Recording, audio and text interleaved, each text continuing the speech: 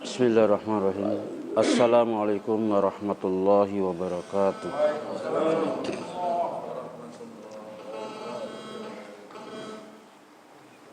Alhamdulillahilladzi ahyana ba'da amatana wa ilaihin nusur.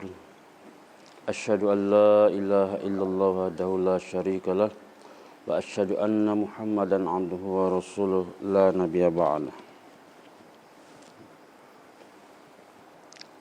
Qala Allah Ta'ala fi kitabil karim, a'udzu billahi minasy syaithanir rajim. Innal ladzina qalu rabbuna Allah tsumma istaqamu tatanazzalu 'alaihimul malaikatu alla takhafu wa la tahzanu wa abshiru bil jannati allati kuntum tu'adun. Shadaqal azim. Wa qala Rasulullah sallallahu alaihi wasallam, balighu anni walau kana aya. Bapak-bapak hadirin jemaah subuh yang dimuliakan Allah SWT. Pertama dan utama sekali kita panjatkan puji syukur atas kehadirat Allah SWT, karena berkat taufik dan hidayah Allah SWT sehingga di pagi hari ini kita dapat menunaikan perintah Allah SWT, yaitu salat fardu subuh secara berjemaah. Selawat serta salam semoga senantiasa dilimpahkan kepada penghulu kita Nabi besar Muhammad sallallahu alaihi wasallam, beserta keluarganya, sahabat-sahabatnya, dan seluruh pengikut-pengikut yang setia pada jalannya sampai di kiamat insyaallah. Hadirin yang dimuliakan Allah Subhanahu wa taala, sesungguhnya kita manusia ini sebelum dihadirkan Allah Subhanahu wa taala di permukaan bumi ini, kita ini dikumpulkan Allah SWT di suatu alam yang disebut dengan alam arwah ataupun alam ruh. Di sanalah pada jengkelan semua ruh-ruh manusia ini dihimpun Allah SWT. Dari sejak ruh Nabi Adam alaihissalam sampai ke ruh bayi yang terakhir dilahirkan di permukaan bumi. Dan ketika itu perkenan Allah SWT telah berfirman kepada semua ruh manusia ini, Alastu birabbikum, benarkah aku ini Tuhan? Allah bertanya kepada semua ruh manusia. Maka perkenan pada satu seluruh ruh manusia ini menjawab dengan serentak di hadapan Allah SWT. Qalu bala syahid, benar engkau adalah Tuhan kami. Semua ruh manusia ketika itu pun membenarkan, mengiyakan, mengakui bahasanya Allah adalah Rabbnya Tuhan. Termasuk ruhnya Fir'aun, Namrud, Qarun, Abu Jahal, Abu Lahab. Termasuk ruhnya orang-orang kafir Quraisy, Yahudi, Nasrani, Majusi. Bahkan termasuk bajingan-bajingan hari ini, preman-preman ini semua pada satu mengakui Allah itu Rabbnya Tuhan. Bahkan hadir mulia alim ulama katakan, ketika itu semua ruh kita manusia ini telah membuat perjanjian suci di hadapan Allah SWT, yaitu akan mentaati semua perintah Allah SWT dan akan menjauhi semua apa yang dilarang Allah SWT. Namun keimanan, keyakinan, ketaatan ketika di alam arwah itu belum lagi diakui oleh Allah SWT. Kenapa? Karena syarat orang beriman ini kepada benda yang gaib. Innamal mu'minuna bil ghaib. Orang beriman itu yakin kepada benda yang gaib. Karena sama-sama di alam gaib, maka belum dikatakan iman. Untuk membuktikan kebenaran keimanan kita ini benar atau tidak, sahih atau dhaif, maka Allah Subhanahu wa taala hantar kita ke alam dunia ini. Melalui proses kandungan ibu kita lebih kurang 9 bulan 10 hari. Maka sampailah permukaan kita di alam dunia ini yang sekarang kita tempati. Maka permukaan alam dunia ini merupakan alam ujian. Semua kita ini dalam ujian Allah SWT. Apakah dia laki-laki, perempuan, orang kaya, miskin, pemerintah, rakyat yang tinggal di kota, di desa, di pulau, di gunung, orang berpendidikan, orang awam, semua kita ini dalam ujian Allah SWT. Yang kaya diuji dengan kekayaannya, apakah dia mau mensyukuri nikmat Allah SWT atau tidak. Sehingga walaupun dia harta banyak melimpah ruah, dia tetap taat perintah. Miskin itu juga ujian Allah SWT. Apakah dia mau bersabar dengan kemiskinan yang Allah berikan, sehingga walaupun dalam serba kekurangan, dia tetap taat perintah Allah SWT. Maka dia mulia alim ulama begitu, barang siapa yang tetap mengimani Allah, mentaati Allah ketika di alam dunia ini, di alam ujian ini, maka sesungguhnya inilah iman yang tulen. Inilah iman yang dikehendaki Allah Subhanahu wa taala. Sehingga Allah Subhanahu katakan innal ladzina qalu rabbuna Allah summa istaqamu tatanazzalu alaihimul malaikatu alla takhafu wa la tahzanu wa abshiru bil jannati allati kuntum tu'adun. Innal ladzina qalu, sesungguhnya orang yang telah mengatakan Tuhan kami adalah Allah, summa istaqam, dan dia istiqamah. Dia istiqamah. Dia kukuhkan pendiriannya ketika di alam ujian ini. Istiqamah apa? Dalam ketaatannya, ketakwaannya. Apakah dalam keadaan kaya atau miskin, dalam keadaan sehat ataupun sakit, dalam keadaan lapang ataupun sempit, dia tetap istiqamah. Intikolinya, makominya dia buat, amalan infiradinya, istimainya dia istiqamah. Baca Qur'annya, zikirnya, ya? Puasanya dan sebagainya, ya?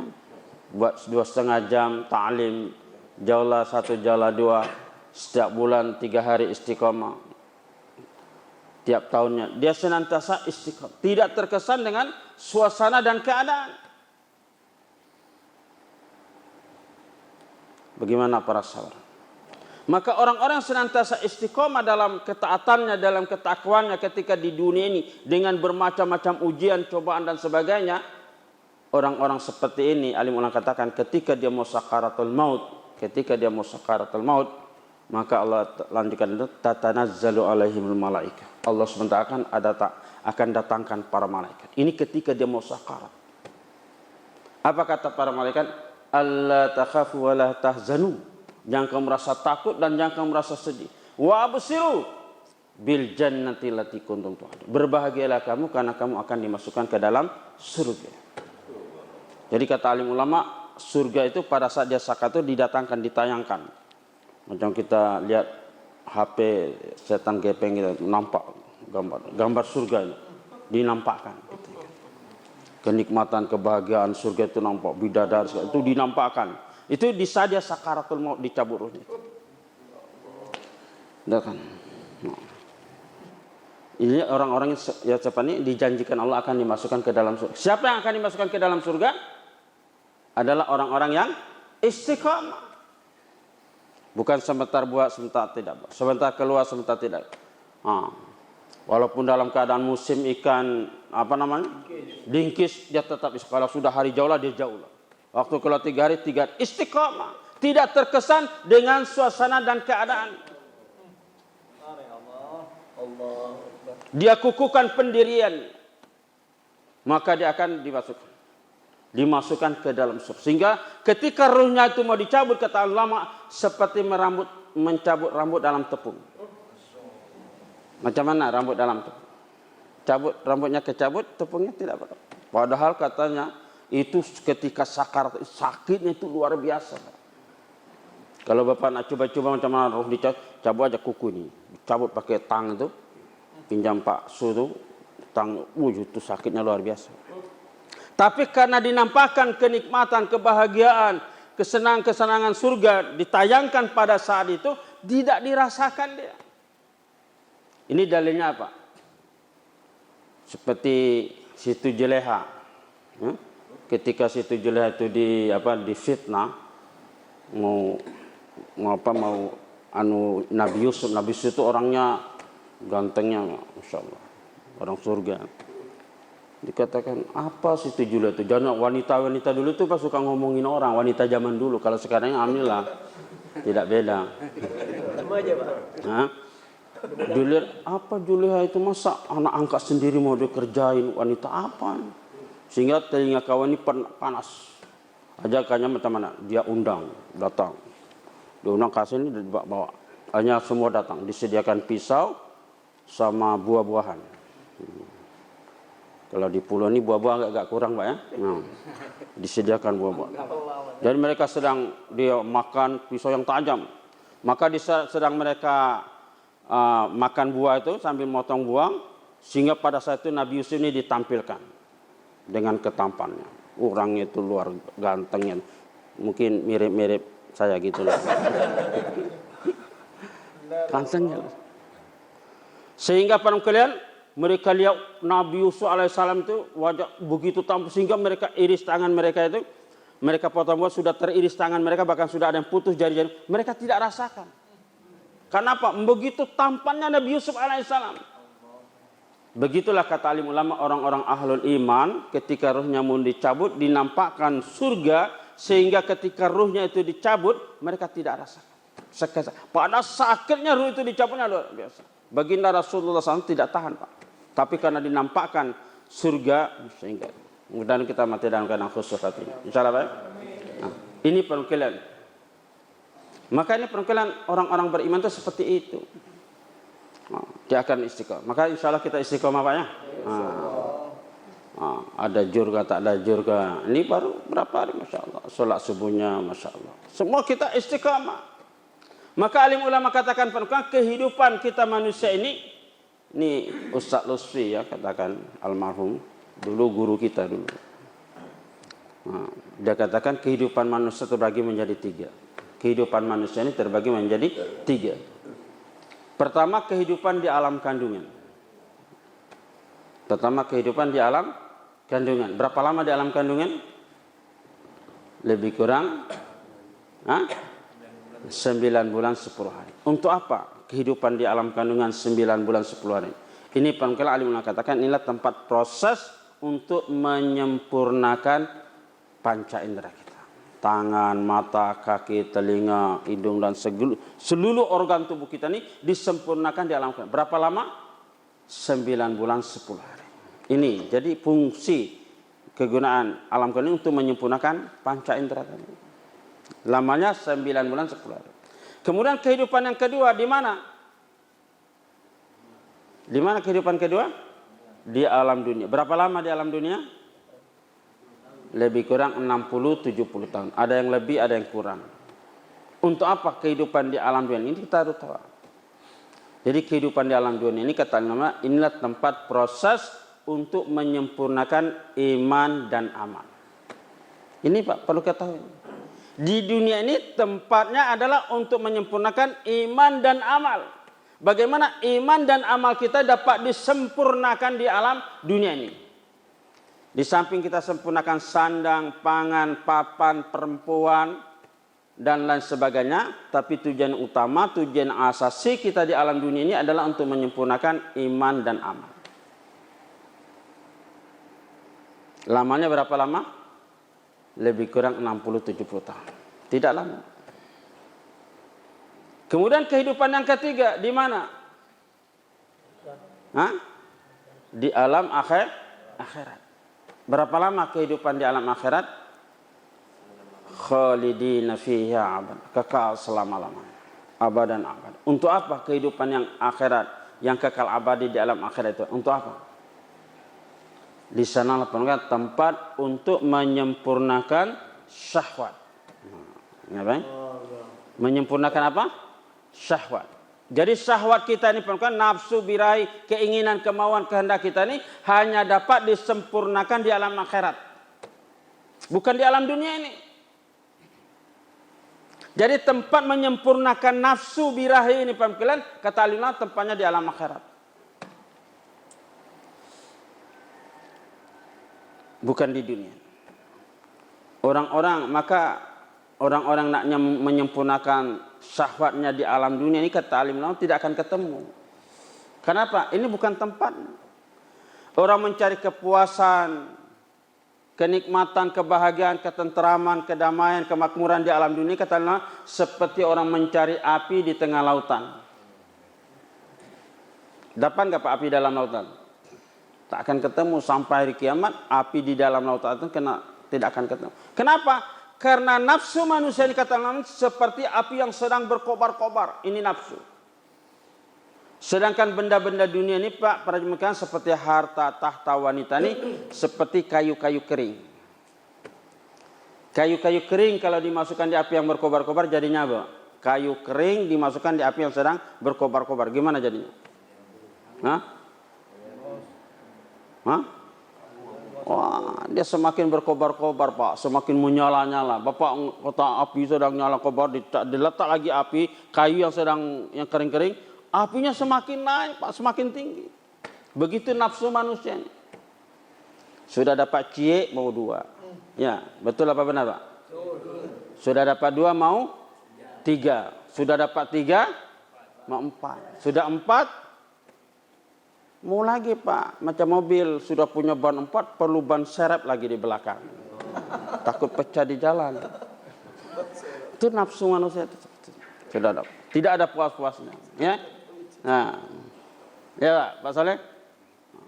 Nafsu manusia tidak akan puas Pak kalian. Sudah dapat ikan mau lagi ini, rangak dapat lagi, ya enggak? Kima mau lagi, semua mau lagi. Tanya, ada puas-puasnya kita. Ya kan? Kenapa? Karena ini dunia ini seperti itu. Tak ada puas-puasnya. Kapan manusia akan mendapatkan kepuasan penuh? Kapan nafsu yang dapat disempurnakan? Setelah di akhirat. Jadi nak sempurnakan syahwat kita, nafsu kita di akhirat tempatnya, bukan di dunia ini. Tetapi siapa yang akan disempurnakan syahwatnya di akhirat? Siapa? Orang-orang yang akan disempurnakan syahwatnya di akhirat adalah orang-orang yang telah menyempurnakan iman dan amal ketika di dunia ini. Maka kita di dunia ini tempatnya untuk menyempurnakan iman dan amal. Insya Allah Pak ya. Jadi bagaimana cara menyempurnakan iman dan amal ini Pak? Kalian kata alim ulama tidak ada cara lain, cuma 2 aja Pak. Itu intikoli dan makomi. Maka kita keluar intikoni 4 bulan, 40 hari dan seterusnya diperlukan. Tujuannya apa? Untuk menyempurnakan iman dan amal. Begitu juga kita buat amalan makomi ini dengan 5 amal ini perkelan. Tujuannya apa? Untuk menyempurnakan iman dan amal. Kita datangi orang, jumpai orang, kelihatannya kita yang susah menjumpai. Tapi apa tujuannya Pak? Untuk menyempurnakan iman. Maka kita 2,5 jam itu Pak. Bukan untuk kepentingan orang ini, tapi untuk kepentingan kita Pak. Kita buat 2 taklim, kita keluar 3 hari, kita buat mujahadah. Bukan untuk kepentingan orang lain Pak, tapi untuk kepentingan kita. Kita yang berhajat. Jadi kalau kita merasa kita yang perlu dalam kerja dakwah ini pun kan tidak ada istilah, saya tak keluar dulu, saya tak buat dulu. Karena ini untuk kepentingan kita Pak. Kita akan tahu semua manfaat intikoli dan makom ini Pak kalian setelah di akhirat nanti.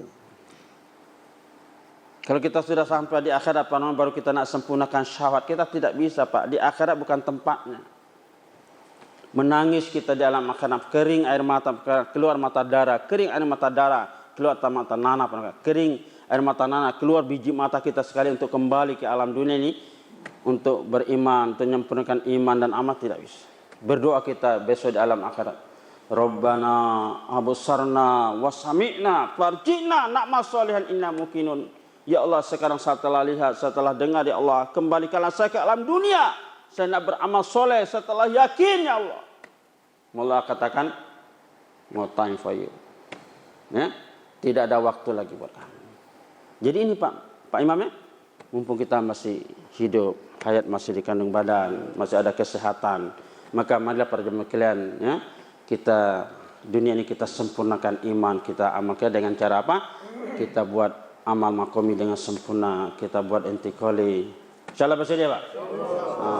Mudah-mudahan Allah SWT beri taufik dan hidayah kita ke semua sehingga kita tetap istiqomah dalam kerja dakwah. Insyaallah Pak ya. Orang dari Tanjung Pinang datang, tidak datang para kalian, kita tetap istiqomah. Ada jur atau tidak jur, kita istiqomah dalam kerja dakwah. Karena untuk buat ini adalah untuk kepentingan kita. Besok nanti di akhirat baru kita akan tahu manfaat, kegunaan apa yang kita buat mujahadah di dunia ini. Mudah-mudahan Allah SWT beri taufik dan hidayah kepada kita. Insyaallah. Lanjut. Perpisahan. Pak Raja, utama. Insyaallah. Ya tadi malam udah ada tazkirah, udah ada jemaah, udah jemaah. 7 dipindah 7. Tanggal 22. Hah? Orangnya keluar tanggal 22. Oh, betul. Kita bilang. Tanggal 22 insyaallah Pak. Insyaallah. Insyaallah Pak. Jadi insyaallah. Kita buat apa insyaallah. Subhanallah. Assalamualaikum warahmatullahi wabarakatuh.